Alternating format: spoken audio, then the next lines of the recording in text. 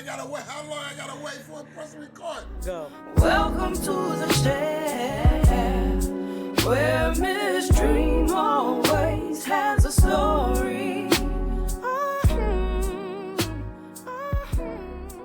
It's Dream, and we got a season 2. Your Black Bostonian here, a product of a single mother who I work to make proud every single day.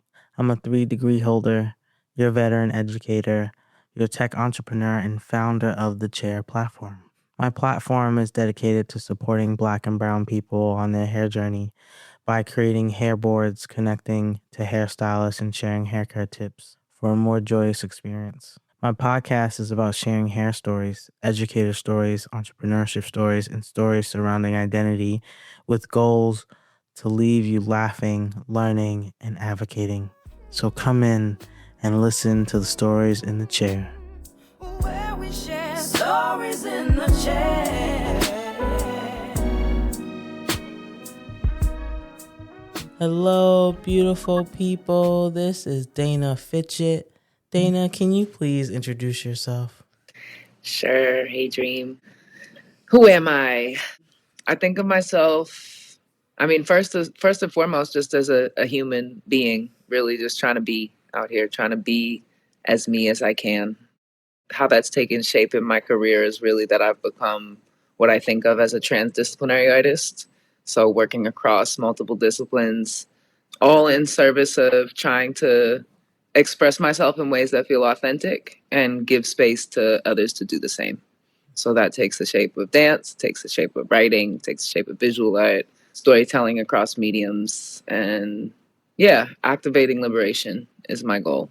My podcast is dedicated to sharing stories. The foundation of that is hair stories. I've built a platform to support Black and Brown people on their hair journey, to build hair board, connect to hairstylists, and share hair care tips. And on my journey in building that platform, I was hearing tons and tons of stories, and I felt like I never had enough words to hold other people's stories. The way people tell their own hair stories is their words. Recreating that, it doesn't come out the same.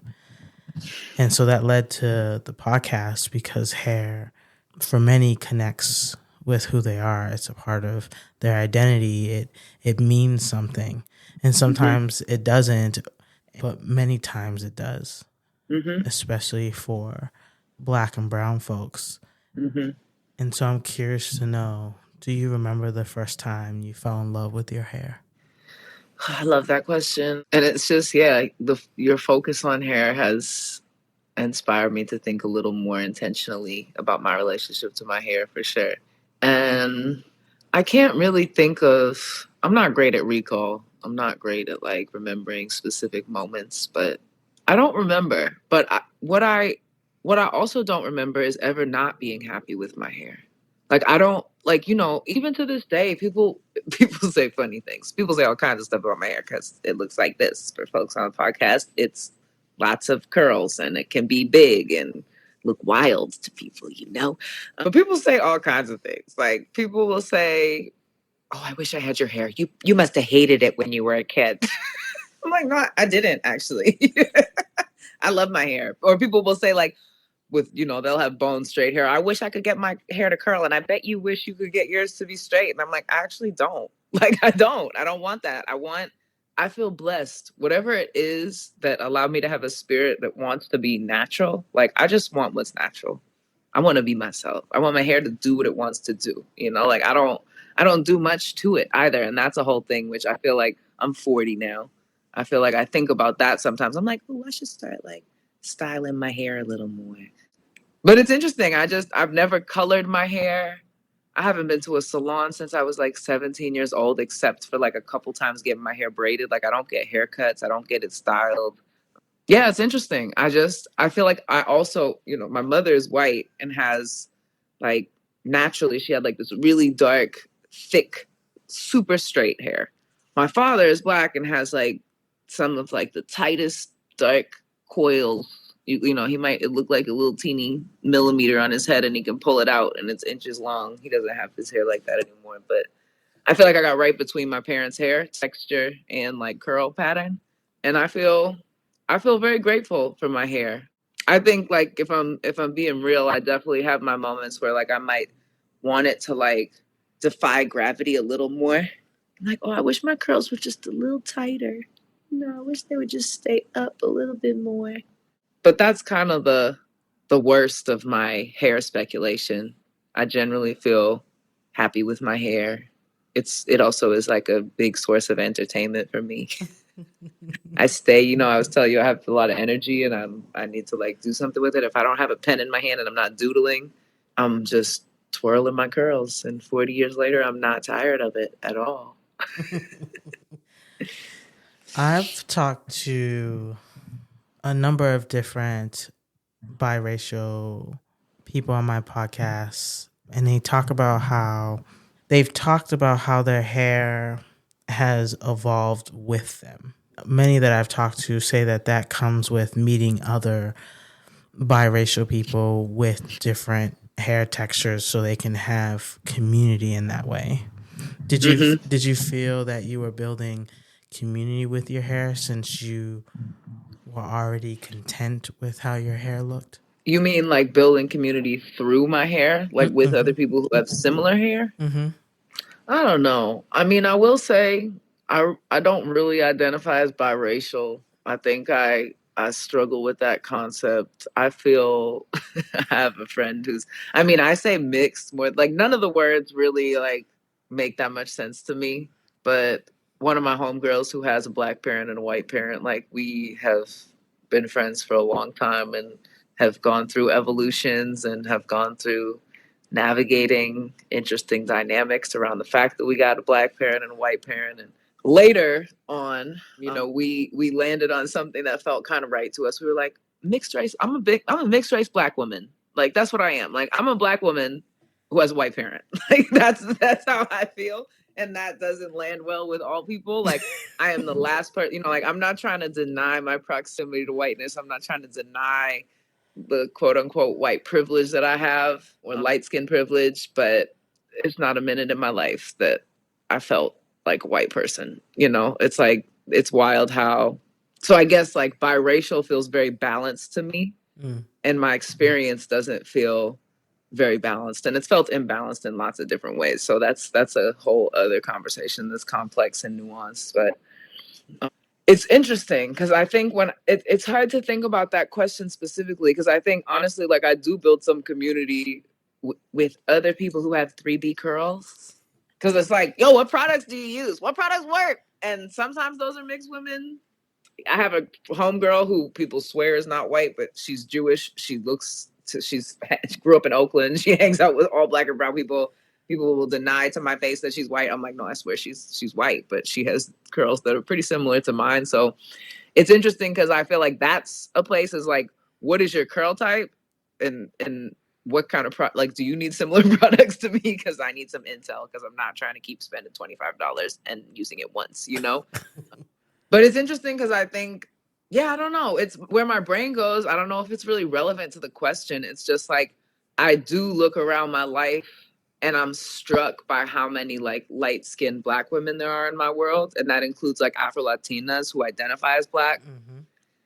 And I think that that's something that's, hair becomes a part of that conversation sometimes, but we have really such varied hair textures within that web of people. But there is something about navigating the world as a light-skinned black woman that creates a commonality and some understanding about the complexity of the experience that I find myself drawn to other women who can relate to that, because it is something that feels tricky to communicate in a way that doesn't sound obnoxious to somebody, because it's like, I'm either going to talk about the ways that I am aware of and experience the fact that like Eurocentric standards of beauty have made a black person who looks like me like more desirable in different spaces or more attractive. Like I'm aware of those dynamics. I'm also aware of the ways in which that dynamic makes me more proximate to the harm of anti-blackness, and how my acceptance is hinging on people's ability to dehumanize me, their ability to project whiteness onto me and decide that I'm not a black woman. So that's murky territory to talk to people who have a more singular experience, because on either end of the spectrum, it's not something that everybody can relate to, so that's a long answer that goes in a lot of directions, and it's like, but that's where my brain goes. So it hasn't felt as much like I've built a lot of community with mixed women around hair specifically.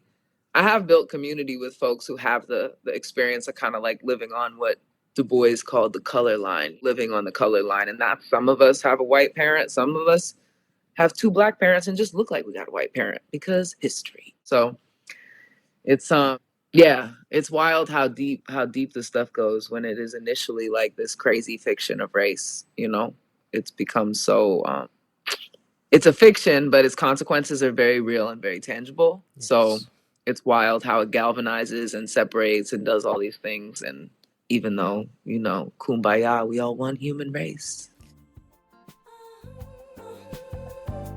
Where we share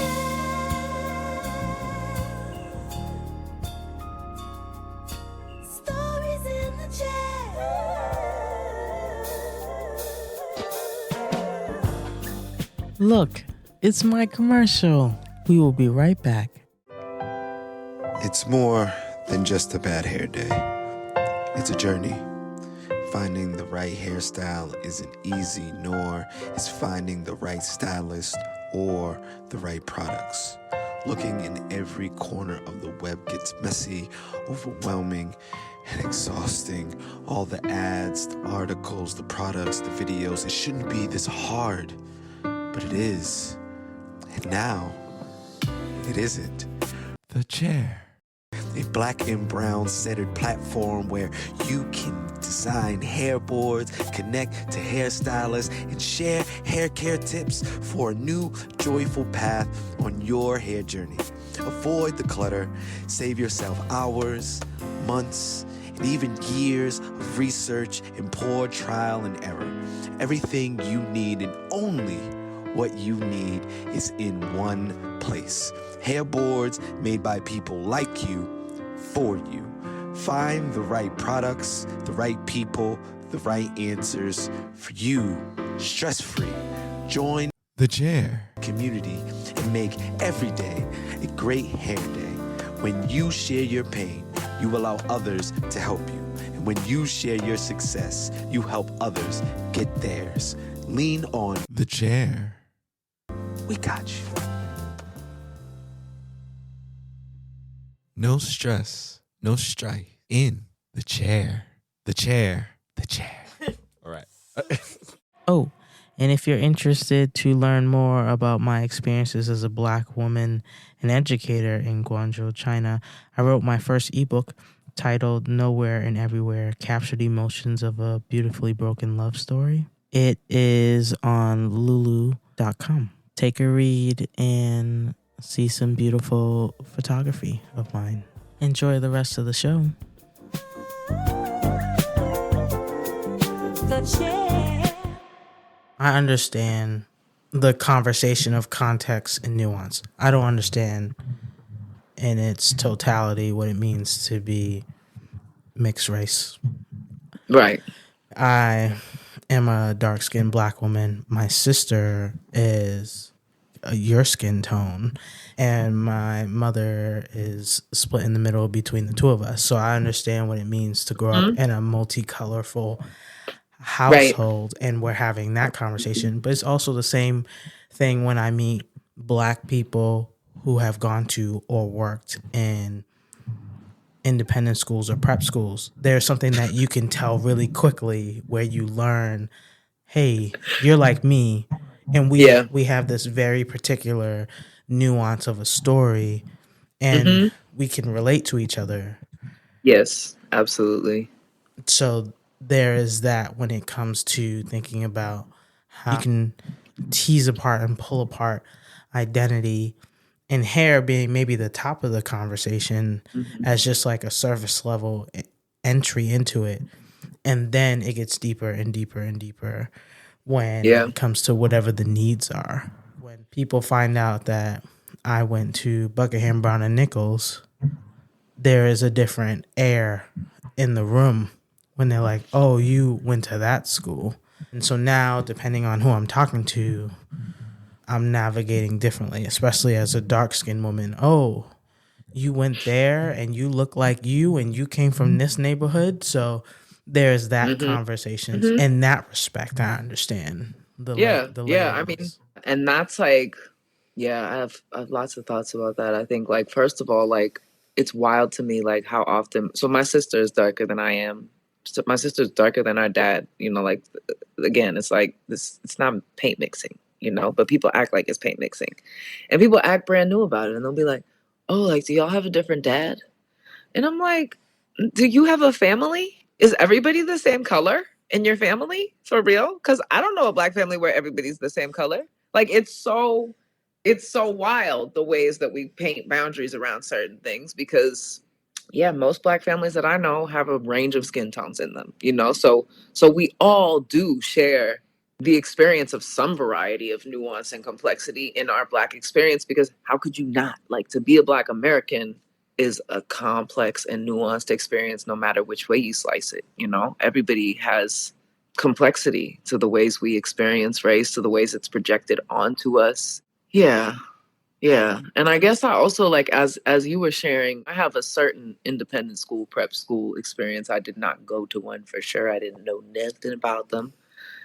I went to Vassar College out of Woburn Public High School, and that was not a common path. Very working class place where, like, most kids went to state schools nearby. My mother wanted us to go to elite schools, so she asked her privileged Jewish friend what schools her daughters should apply to and how she could get them, you know, how we could afford it, all that. So we found our ways to these schools. I went to college with kids who had gone to all the prep schools, but Concord Academy was one of them that kids had gone to. After I graduated from Vassar, I ended up working at Concord Academy, and that was my first exposure to prep schools. And I was like a very young adult, but an adult who could not believe what I encountered in that space in so many ways. You know, the fact that I was going to school with kids who had that education and those resources, and I was taking the same tests as them, definitely radicalized my views on education and what we need to do for public education and what all children deserve and need access to, especially if they're going to go to school and take the same tests and be out in the same working world as all these prep school kids. I was just kind of thinking about, I guess, like, perceptions of, like, where we belong and what's, like, rightfully ours based on what we look like or where we grew up, zip code, whatever it is, like these projections about what we have access to or, like, surprises that we had access to certain things. But I think about, like, my hair journey and my acceptance of my hair and my love of my hair also, like, doesn't eliminate a certain, I guess you could call it, like, a certain version of, like, imposter syndrome, because it's like there's all kinds of things that, like, when we talk about Black hair, of course that includes a range of things, but we're generally talking about pretty textured hair. There's all kinds of, like, processes that I just have never, one, having a white mother, wasn't taught certain things about hair, but two, because of the texture of my hair, don't have to worry about certain things, like, don't have to do certain things with my hair that ultimately I'm kind of like a lazy, low maintenance girl. So I'm, like, grateful that I don't have to do too much work for my hair. But the other side of that coin is, like, it's a separation between me and other Black women a lot of the time, you know? So there's a certain element of, like, even though I love my hair, I think I long for the connectivity that I don't have around a certain experience of hair. Yeah, it's interesting to just, like, consider that a little more carefully because I don't think of that as anything. It's no lack of love for my own hair. It's like a missing of the opportunity to have more shared experience with other Black women too. No, yeah, I hear that. So I was a kid who, my mother was very quick to move me out of schools that weren't helpful for my education. So I've been in school since I was a kid, like 1 year old. I was in Head Start. I went to public school, then I went to charter school, then I went to Catholic school, and then I ended up in private school. And there are relationships where I would meet people who are always in the same neighborhood school for 10 years. And I was like, yeah, I can't relate. to this experience. Like, I don't know what it means to grow up with the same group of kids. I grew up in the same neighborhood. I had the same neighbors, but we never experienced that public school experience together for too long. And so that triggers me to make that. I hear that in terms of, Yeah. I know I'm missing something there. Like, it's just a different experience. Yeah. Yeah. Which at the end of the day, that's life, right? Like, we all have such different experiences, and there's some beautiful things we get to experience, and there's some other things we don't. And like, that is what it is too, you know? Well, Dana, thank you so much for sitting in the chair and sharing your stories. I truly, truly, truly appreciate you coming on today. Yeah, it's been sweet to chop it up. Thank you for the questions. Thank you for the reflections. Thank you for the opportunity to share. Welcome to the chair, where Miss Dream always has a story. Thank you for listening to an episode of The Chair. I'm going to share with you a dream of mine. I would love to be on Sesame Street. Sesame Street held my hand through childhood. In my dream, I would be in my big afro or rainbow braids sitting on the stoop sharing hair stories. I would like your help, please, by doing all the things like leave a review, share it with someone who would benefit from hearing this episode. And if you know someone who knows someone who knows someone at Sesame Street, share your favorite episode with them, and I'll make you some of my famous chocolatey hot chocolate. I hope you have a beautiful day, or if you are like me, still up in the middle of the night, I hope you take a deep breath and rest. Love you. Talk to you later. The chair. Hello. Please leave a message after the tone. Dream, hello. I just wanted to tell you you're wonderful. I just got through going through your podcast. Love you, love you, love you, love you. Keep it up. Maybe I need to send it to Oprah and Tyler Perry. Love you, baby. You are great. Where we share stories in the chair.